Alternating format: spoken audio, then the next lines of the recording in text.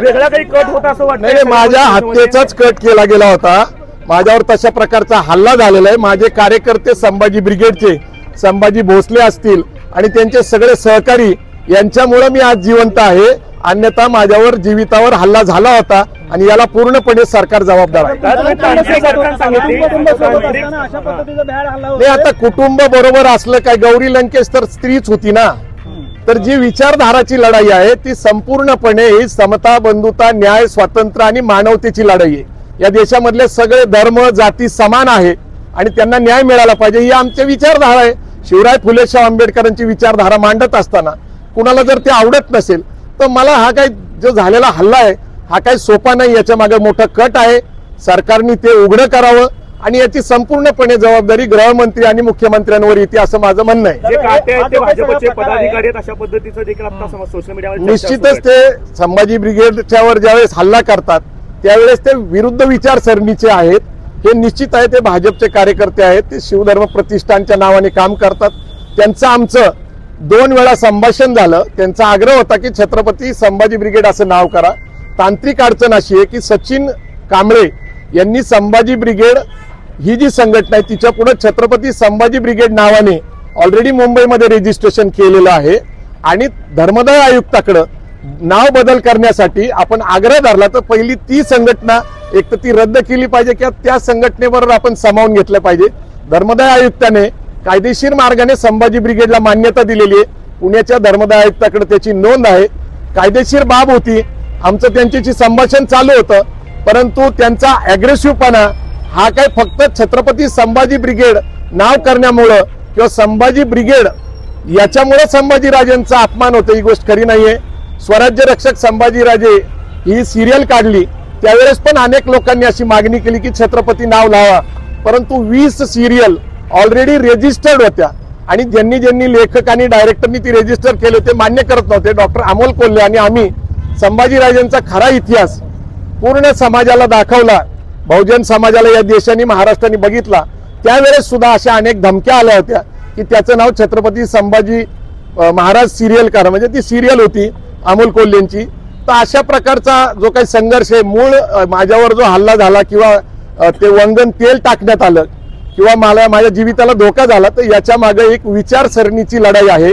तुम्हाला माहिती आहे की महाराष्ट्रामध्ये आणि देशामध्ये कुणाची सत्ता आहे. आज अनेक गोष्टी घडत आहे. तुम्हाला अनेक प्रकारच्या घटना बघायला मिळतात. कधी ईडीच्या माध्यमातून लोकांना अडकवलं जातं, SITच्या माध्यमातून, इन्कम टॅक्सच्या माध्यमातून. मी एक फाटका सामाजिक कार्यकर्ता आहे. हा कधी मी बोलत नाहीये सध्या. मी अर्थकारण, उद्योजकता, व्यावसायिकता. मी काल उस्मानाबादला होतो म्हणजे धाराशिवला, तिथं रोटरीज क्लबचा कार्यक्रम होता. तिथेही मी उद्योग व्यवसाय करावा, अर्थकारणाकडे कार्यकर्त्यांनी वळवावं हे 2018 पासून मी काम करतोय. चांगलं अर्थकारण करावं हा आमचा उद्देश आहे. परंतु आमच्या चांगल्या उद्देशाला जर काळिंबा फासायचा असेल तर आमच्यावर हल्ले केले जातील. एकीकडे तरुण बेरोजगार आहे आणि अशा बेरोजगार तरुणांना आपण हत्यार म्हणून वापरत असाल, आज ना उद्या ज्यांनी माझ्यावर हल्ला केला त्यांना निश्चित पश्चाताप होईल. मला त्यांच्याबद्दल काही राग नाहीये, माझा कुठला निषेध नाहीये. पण याच्या मागे जे षडयंत्र आहे ते 2 विचारसरणीचा जो संघर्ष आहे हा मूळ चर्चेचा विषय आहे. माझ्यावर एकट्यावर हल्ला झाला असं नाहीये. तर मी मराठा समाजाचा गेली 30 वर्ष कार्यकर्ता आहे आणि एक मराठा समाजावर हा झालेला हल्ला आहे. हा समाजावर झालेला हल्ला आहे. समाजासाठी मागील 30 वर्ष मी दिवस रात्र रक्त आटवलेलं आहे, घाम गाळलेला आहे, पण प्रबोधन केलेलं आहे आणि यातनं चांगलं घडावंय. पण माझ्यासारख्या चांगल्या कार्यकर्त्याला मारून काय संपवायचं आहे तर विचार संपवायचा आहे. विचार संपत नसतो कारण महात्मा फुले गेले, शाहू महाराज गेले, बाबासाहेब आंबेडकर गेले, विठ्ठलरामजी शिंदे गेले, सयाजीराव गायकवाड गेले, पण त्यांचा विचार आजर अमर आहे. हा विचार जर कुणी दाबवण्याचा प्रयत्न करत असाल तर हा विचार दाबला जाणार नाही. मी तुम्हाला सांगतो की आजपासून हा विचार अधिक ताकदीने लोक मांडायला सुरुवात करतील कारण आम्हाला मानवता पाहिजे, समता पाहिजे, बंधुत्व पाहिजे, न्याय पाहिजे आणि या देशाची राज्यघटना अबाधित राहिली पाहिजे. जय जिजाऊ, जय शिवराय.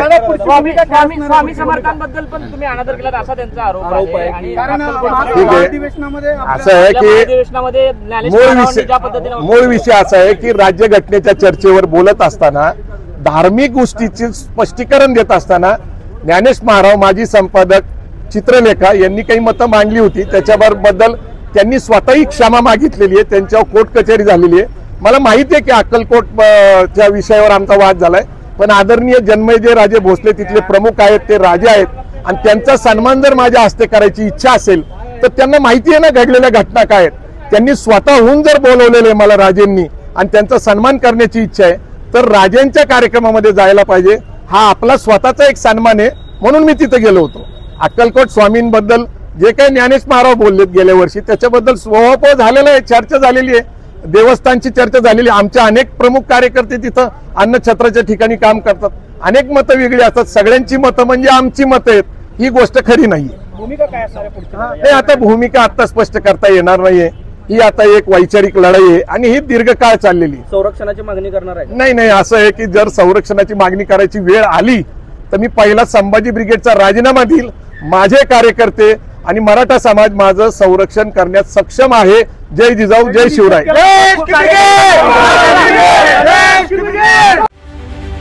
रत्नागिरी 24 न्यूज चॅनलला आताच सबस्क्राईब करा आणि शेअर करायला विसरू नका.